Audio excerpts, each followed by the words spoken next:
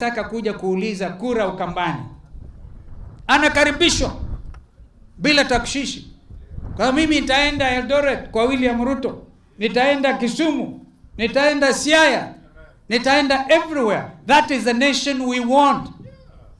We cannot take it any other way. I agree and I allow my brother Mudhama to take his political course.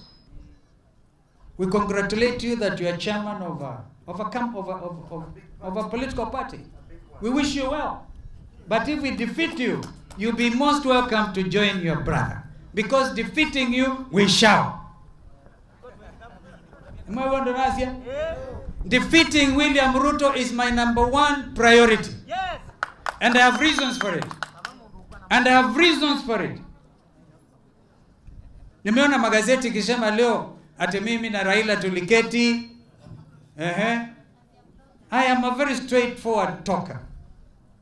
The only agenda item, and my friends Mudavadi, Naweta, and Gideon Moi knew, but Gideon is in Kano and is in coalition with Jubilee.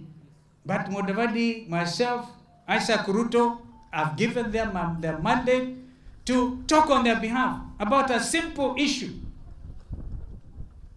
the sharing of the political party's funds. And by the way, when I and Alwale, you will remember, you had even worked out that thing. We'll go Mamaliza. Even gave the numbers as to how much should go wherever. The only difficulty, you both of you abdicated. Kalonzo will be guided by true values in accordance with the Constitution 2010. Those values are well articulated under Chapter 6 of the supreme law of this country. So never ever dare talk to me about changing those values that are now enshrined in that very important document. And Dr. Boni, you remembered, our brother was the coordinator in Kitui, Mwingi County at that time, when we were dealing with a review of the Constitution. So if you want to talk to me, believe in God, #1, and believe that we are all born equal. Some of us in these semi-arid conditions, and if you're talking about hustling, we know what hustling truly is.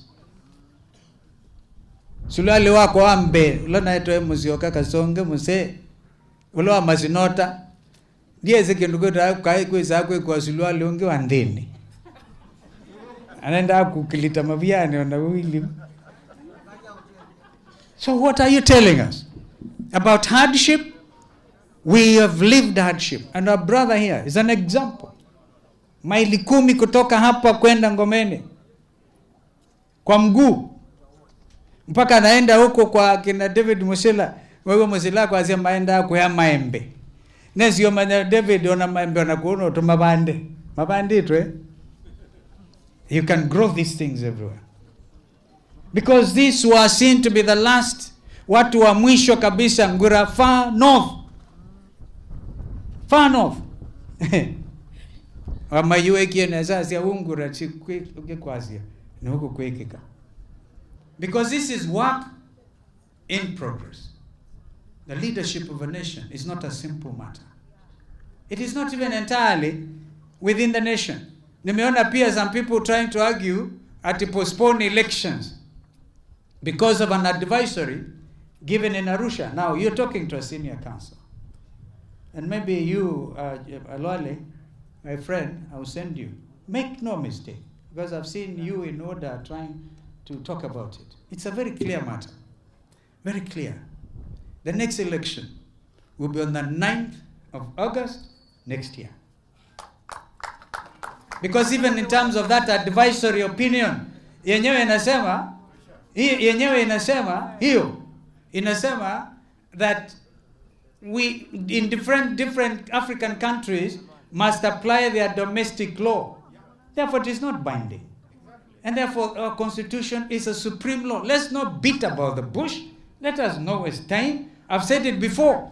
The only time you can postpone an election, and only for a period of, I think, 60 days, is if the country is at war.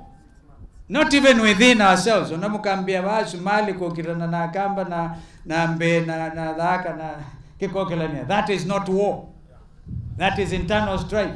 It must be an external force. And even then, National Assembly and the Senate must approve only for a specific time, so that in total, not more than 12 months. It's clear that.